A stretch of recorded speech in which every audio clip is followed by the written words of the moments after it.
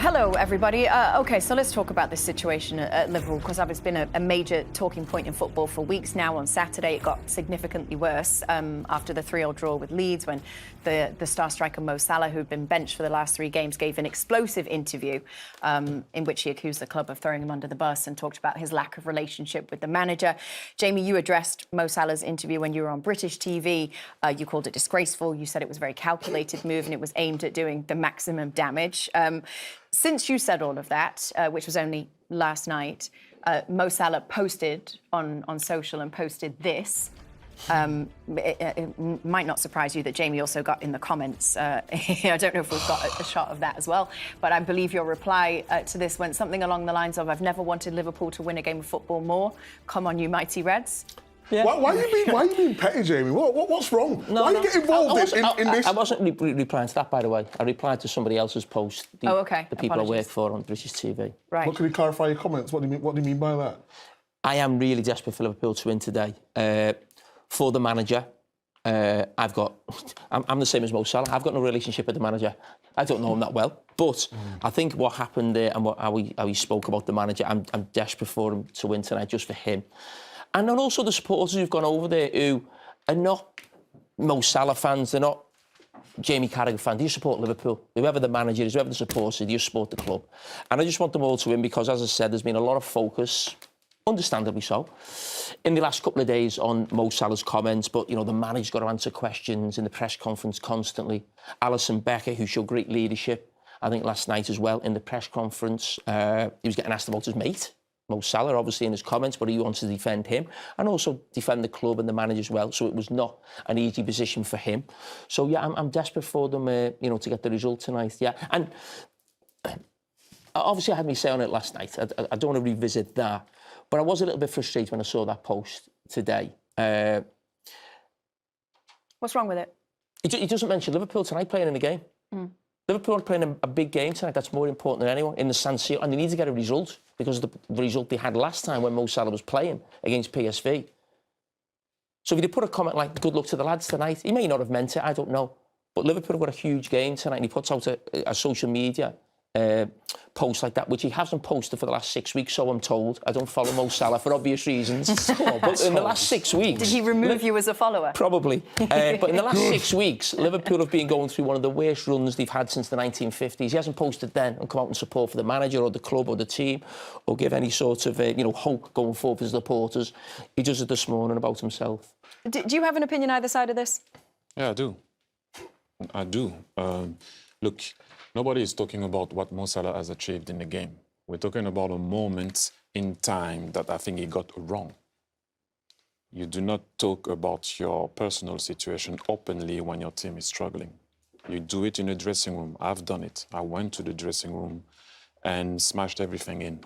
I went to the office of the boss and complained about stuff. I went also, let me share that one with you, when I was at Barcelona, I went away with the team. They put me in the stand. Did you hear me talking about it?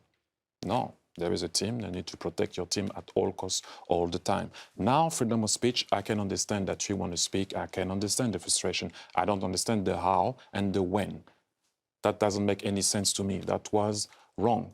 And when people talk about relationship, the only relationship a coach wants to have with a player is him to perform. If you're not performing, then your position is in danger. It's not a due to have a position, especially at a club like Liverpool. It's not about that. He is, after saying that, an outstanding player that has nothing to do with what he has achieved at Liverpool. But that was wrong. Can I ask you a little, Tia? He's a superstar, isn't he? So you've been there. You've all got big egos, haven't you? And the situation where you come out, I understood him on one point, but I don't agree with him putting himself before the team. And I said that a couple of days ago. But you've been in that position where you've been the main man. What is that like then to be dropped? Well, I just told you. I tell you, we were playing Villarreal away.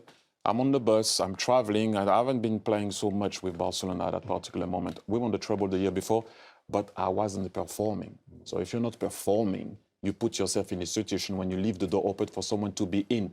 I traveled. We arrive at the stadium. I'm in the stand. Why am I going to make a fuss about it? Am I going to make it about myself? Am I going to talk to the press after? I've achieved stuff in the game. But team first. If I had to say something, and by the way, I said it to Pep, what I thought about what was happening, but not publicly. This is when I think he was wrong, and it has nothing to do again with what he has achieved. I repeat, I love Mo Salah. I love what he has done in the game. That's a different topic.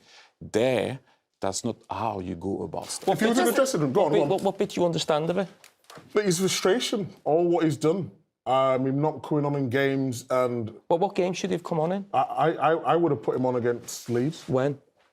When he needed another goal. When did he need another goal? Leeds were in the game, was putting pressure, and at times they could have been exposed on the counter-attack. You know Mo Salah, you know his record from previous years. He can get you a goal. Yes, his form's not been great. OK, but I understand his frustration. Go on. Winning 2-0.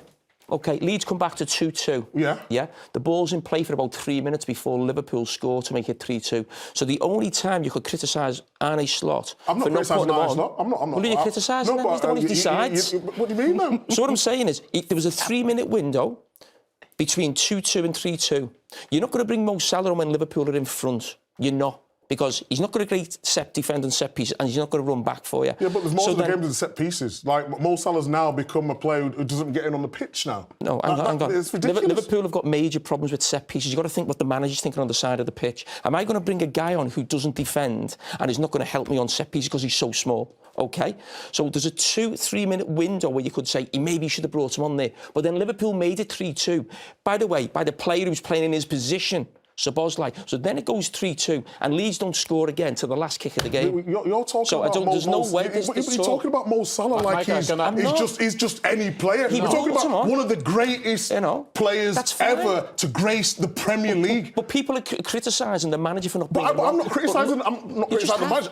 I'm understanding the frustration of Mo Salah wanting to come on the pitch. I've said he's wrong. I said he's wrong for the way I still think he's wrong for coming out and said that. So I agree with that point. But I also understand that the calibre of player he would want to play, he would be frustrated. We've all got that frustration. Correct. But when we're looking at the manager and there's people out there, he should bring him on, without looking at the context.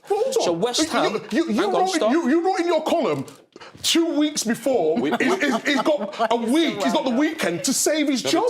So you've had that opinion on the manager as well. Where are you going, Thierry? I'm just massaging him. So let's keep going. That is lovely. Right? Carry on.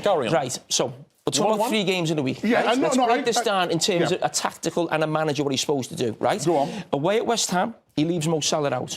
OK. Liverpool are winning the game by 1 goal. Until the 90th minute. Until the 90th minute. You wouldn't bring Mo Salah on at 1-0. I wouldn't. Why would you bring Mo Salah at 1-0? Because you need to not concede. So again, he doesn't defend and he's not great at set pieces. Liverpool score in the last minute, OK? Yeah, so the game's over. No time to bring him on. The next game, Liverpool plays Sunderland, OK? Yeah. Who does he bring on first at half-time when the game's 0-0? Mo Salah. Yeah, okay. So the only time he had a chance to bring him on, he brought him on. There's more... when you're in a game, and you're a pundit, Jim, you know that... There's more than one way to skin a cat, isn't there? So you don't need to just be defensive. You bring an offensive player to change the game offensively also. Yeah. Who won? And he chose to go defensive. You know why he chose to go to defensive? Go on. Because the 3 games before that, they conceded 10 goals and Mo Salah was on the pitch for them. Yeah, we'll blame Mo Salah for attacking and defending. No, but he's taken the one person out of his team who he allows not to defend. He allows him that privilege. I agree with that. I agree with that. Do you know what, Cameron, let's just go to it. I agree with that.